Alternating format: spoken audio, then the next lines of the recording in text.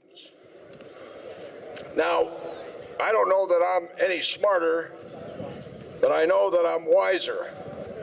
I know that life is much like a roll of toilet paper. The closer you get to the end, the faster it goes. Now, I'm here not to speak on or endorse Gary Johnson for President of the United States. He can speak for himself. But I think it's important that we listen to Gary and learn. He is part of the political discourse today. He's a man of moral conviction, integrity, and honesty, and his ideas, his courage, and his candor is worth listening to. He's a libertarian.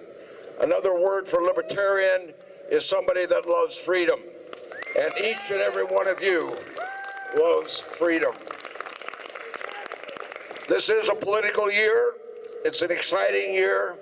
Whatever happens this year will determine the next 4 years. Now, I'm not here to endorse any particular candidate, but I can't believe that the American people are dumb enough to put in place another 4 years of the last 4.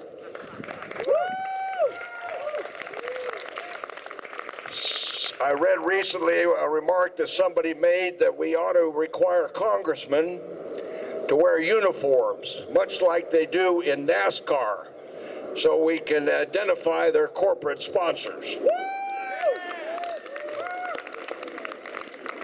Well, politics is an exciting adventure. It's one of those things we, in a free nation, put up with and basically enjoy, because it brings out a lot of good discussion about what we want in our country. Somebody wants to define politic as the Latin word poly, meaning many, and tic, meaning blood-sucking creatures. There have been a lot of changes in the last 3 or 4 years. Our country is hurting. The people are hurting. Those that are unemployed are certainly hurting. Our economy is hurting. You know, the economy is kind of bumping along the bottom, looking for some kind of solution. The Federal Reserve and our big banks have created the greatest financial crisis, and it is foolish idea that unlimited amounts of money and credit created out of thin air can somehow or another revive our economy. All it does is to create the potential for inflation.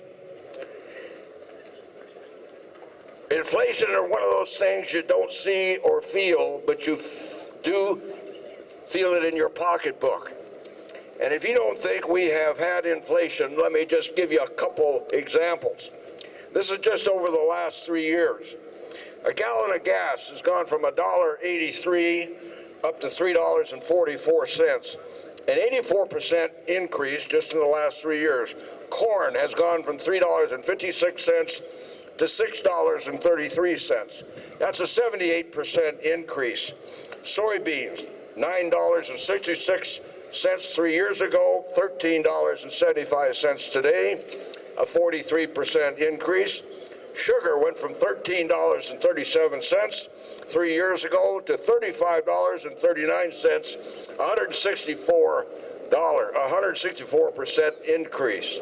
Now those are commodities that we use every day, and the price has gone up, and it goes up when the Federal Reserve sells bonds to the banks and infuse our capital with additional capital. We've done it 3 times now, and the banks are sitting on that money. Eventually they're going to let it go, and watch out and hold on to your wallet. The people will suffer, and you will suffer when you go out and get your jobs. The President of the United States wants to raise taxes, but let me remind him that we really do not have a tax problem. We have a spending problem. History offers us no example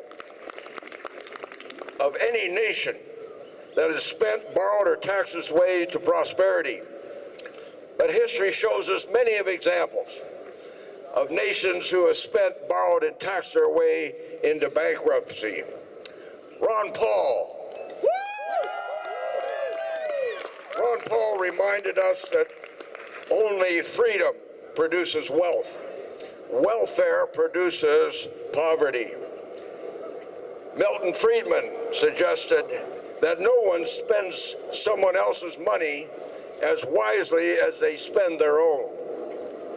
We have experimented in government trying to help people for many, many years. I remember 1977, Jimmy Carter declared war on energy independence. We're no closer to energy independence than we were back in those days. We have Amtrak that hasn't shown a profit. The U.S. Post Office, who we had to bail out by $8 billion last year. Fannie Mae and Freddie Mac are a classic example of how government intruding into the private sector can distort that marketplace. Now, Milton Friedman also pointed out, he said, if you put the federal government in charge of the Sahara Desert, in 5 years there'd be a shortage of sand. We are in the middle of another revolution. It's John Maynard Keynes versus Milton Friedman and the Chicago School of Economics. It's the New York Times versus the Wall Street Journal. It's MSNBC versus Fox. It's the Republicans versus the Democrats. It's Romney versus Obama. This is a war we can't afford to lose. You have to ask yourselves, what kind of government do you really want as you go forward? Let me just point out what a conservative and conservatism is all about. Sometimes we bandy these words around: liberal, conservative, libertarian. A conservative is one that seeks to expand individual liberty and resist the accumulation of power by those who claim they know best. The difference between a conservative and a liberal looks to the material side of man. A conservative is one that believes man is a spiritual creature with spiritual needs. He takes into account the whole person. Each of us are unique. It's just not the money we need to survive, but it's our freedom, our liberty. Each of you students are individuals and unique in your own way. You have your dreams. You have your aspirations. You have your goals. You're working and studying hard, each and every one of you. So it is, conservatism wants to expand and set you free. Now, the people who will go to the polls on November hold the flame of history in their hands. Can they spread it? Can they give it? Can they enlighten the flame of liberty? That is for you to determine. Thank you very much.